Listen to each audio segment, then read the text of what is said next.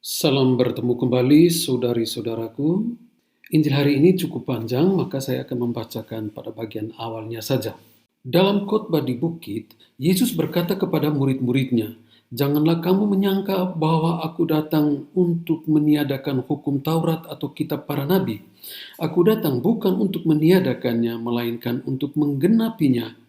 Karena aku berkata kepadamu, sesungguhnya selama belum lenyap langit dan bumi ini, satu iota atau satu titik pun tidak akan ditiadakan dari hukum Taurat sebelum semuanya terjadi. Karena itu, siapa yang meniadakan salah satu perintah hukum Taurat, sekalipun yang paling kecil, dan mengajarkannya demikian kepada orang lain, ia akan menduduki tempat yang rendah di dalam kerajaan surga. Tetapi siapa yang melakukan dan mengajarkan segala perintah-perintah hukum Taurat, ia akan menduduki tempat yang tinggi di dalam kerajaan surga. Maka aku berkata kepadamu, jika hidup keagamaanmu tidak lebih benar daripada hidup keamanan ahli-ahli Taurat dan orang-orang Farisi, sesungguhnya kamu tidak akan masuk ke dalam kerajaan surga." Saudara-saudariku, dari perikop yang cukup panjang ini, kita bisa temukan 3 poin penting. Perikop ini bicara tentang arti, makna, hukum yang sesungguhnya menurut Yesus Kristus. Dalam perikop ini Yesus tegaskan bahwa ia datang bukan untuk menghapus, bukan untuk meniadakan hukum, apalagi hukum Taurat, tetapi mau menggenapinya, mau menggenapi hukum Taurat itu. Artinya ia berbicara tentang dirinya sebagai penggenapan hukum Taurat. Perikop ini berbicara pertama tentang konsep tentang Allah.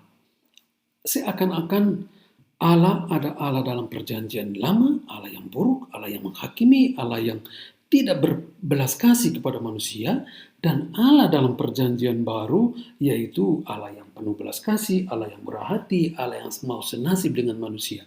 Seakan-akan ada pemisahan yang tegas di sini. Tetapi sebenarnya tidak.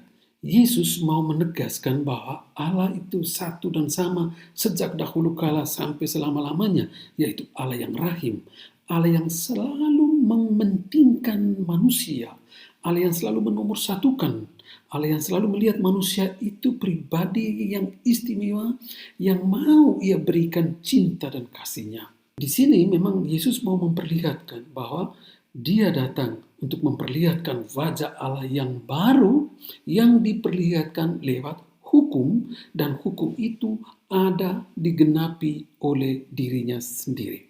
Itu pertama. Yang kedua, Yesus juga mau menyatakan konsep tentang aturan hukum. Dengan ini Yesus mau tegaskan dan mau membalikan cara berpikir, cara memahami, cara mewujud nyatakan hukum dari para ahli Taurat dan orang-orang Farisi. Yesus mau memperlihatkan hal yang sebaliknya, yang sebenarnya dan yang sesungguhnya, bahwa hukum dan aturan itu untuk manusia, bukan sebaliknya sebagaimana diajarkan atau yang ditegaskan oleh ahli-ahli Taurat. Tapi bukan berarti Yesus tidak menghargai hukum, tapi Yesus mau menegaskan bahwa menghargai hukum itu adalah menghargai manusia yang menjalani atau yang mentaati hukum itu. Maka manusia menjadi lebih penting daripada hukum. Hukum itu melayani manusia. Melayani untuk apa? Supaya manusia bisa hidup teratur, bisa hidup tertib, bisa hidup lebih bijaksana, lebih bermartabat. Nah, kita masuk poin ketiga, Yesus sebagai hukum yang baru. Hukum yang baru ini adalah hukum yang menghidupkan. Hukum sebelumnya, aturan-aturan sebelumnya itu tercatat di atas kertas, di atas buku, dan mati. Ya, konsep kata-kata itu di dalam kertas itu menjadi mati karena manusia yang mentaati hukum itu tidak bisa berdialog dengan hukum itu. Nah, Yesus datang dan dia tegaskan bahwa anak manusia tidak akan meniadakan hukum Taurat, tetapi mau menggenapinya. Artinya, Yesus memperlihatkan bahwa sekarang, mulai dari sekarang, di dalam dirinya akan ditemukan hukum yang tertinggi. Karena hukum sudah ada di dalam dirinya, maka kita sebagai manusia bisa berdialog dengan Yesus. Jadi Yesus tidak lagi memperlihatkan hukum yang kaku, yang keras, yang tidak bisa berdialog. Tetapi hukum itu sekarang ada dalam satu pribadi, yaitu Yesus Kristus sendiri. Sehingga pribadi Yesus Kristus bisa berdialog dengan kita. Apa yang kita butuhkan, apa yang paling ingin kita rindukan di dalam hati kita, yang ingin kita peroleh dari mentaati hukum itu. Dan itu kita bisa berdialog. Dan Yesus membuka dirinya untuk bisa berdialog dengan kita. Baik, gereja kita semua perlu memberikan hati, hidup, jiwa, dan raga untuk sesama. Itu panggilan gereja, panggilan setiap kita untuk seperti Yesus berdialog, ya, membuka hati untuk menerima, untuk membaca, untuk mendengar apa yang menjadi kerinduan banyak orang atau menjadi kesulitan orang lain.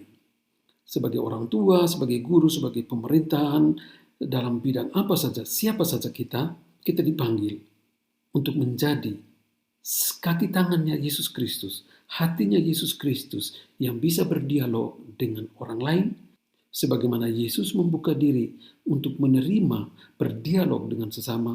Mari kita, setiap kita diajak untuk berdialog dengan siapa saja, teristimewa mereka yang dekat dengan kita, untuk bisa hidup taat, dan dengan ketaatan akan hukum dan aturan itu, kita akan damai, kita akan lebih menikmati kasih dan kerahiman Allah. Semoga Allah yang Maha Kuasa memberkati saudara-saudariku sekalian dalam nama Bapa dan Putra dan Roh Kudus. Amin.